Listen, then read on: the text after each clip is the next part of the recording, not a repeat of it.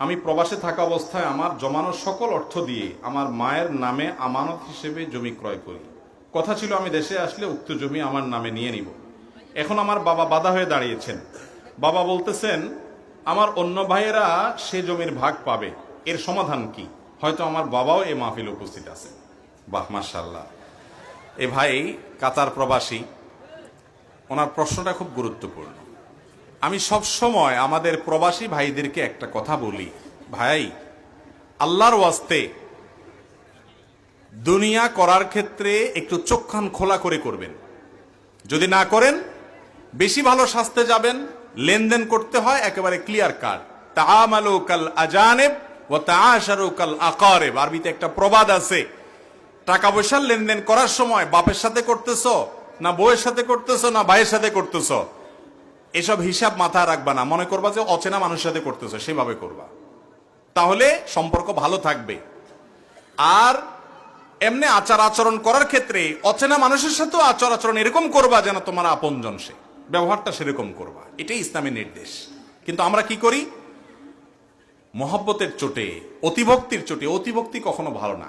অতিভক্তির চোটে বিশেষ করে প্রবাসী ভাইরা দেখে বিদেশে যাওয়ার পরে সব টাকা পয়সা বাপের নামে পাঠায়, সব টাকা পয়সা মায়ের নামে পাঠায়, সব টাকা পয়সা ভাইয়ের নামে পাঠায়, দোস্তের নামে পাঠায়, এমনকি বউয়ের নামে পাঠায়।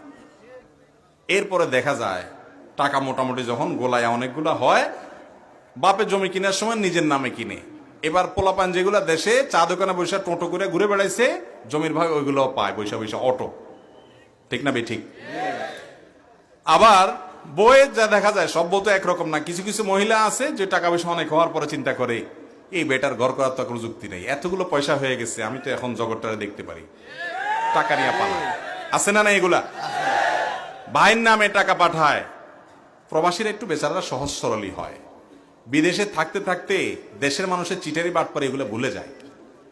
আমি জাপানে গেছি, আমাদের জাপানি প্রবাসী ভাই বলে, ভাই দেশে থাকতে কত মিথ্যা কথা বলছি, কত বাটপারে চিটারি করছি, এখানে অনেক বছর থাকতে থাকতে থাকতে চিটারি বাটপারে একদম ভুলেই গেছি আমরা, কারণ এখানে নাই এগুলা।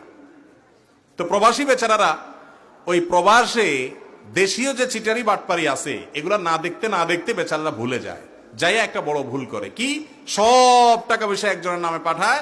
এবার সে বেচারা 10 বছর 15 বছর প্রবাস করে এসে এয়ারপোর্ট থেকে তার মাথায় পানি ঢালতে আসা লাগে। ঠিক না ঠিক? এটা আপনার নিজের ভুলের কারণে আপনি বিপদে পড়েছেন। আপনাকে ভুল করতে কে বলেছে? ভালো করে শুনেন প্রবাসী ভাইয়েরা, আপনি বিদেশ যাওয়ার সময় আপনার বাবা জমি বিক্রি করে ভিসার টাকা দিছে, আপনার ভাইয়ে দিছে, আপনার বোনে দিছে, আপনার স্ত্রী গহনা বিক্রি করে দিছে। যেই দেখ, আপনার কর্তব্য হলো ইনকাম করার পর সর্বপ্রথম এই টাকা যে দিছে তার টাকাটা পরিশোধ করাই দেওয়া। আপনার বাবা দিছে 5 লাখ টাকা দিয়ে বিদেশ পাঠাইছে, আপনি 5 লাখ টাকা কামায়া বাবাকে দিয়ে দিলেন, বাবা আপনি আমারে 5 লাখ দিয়েছেন বিদেশে আসতে, 5 লাখ বুঝে পাইছেন, আলহামদুলিল্লাহ, দেনা শোধ। এই 5 লাখ টাকা আমার ভাই বোন সবার অধিকার আছে, যেহেতু এটা আপনার টাকা। বাবার সন্তান হিসাবে শুধু আমি 5 লাখ পাই।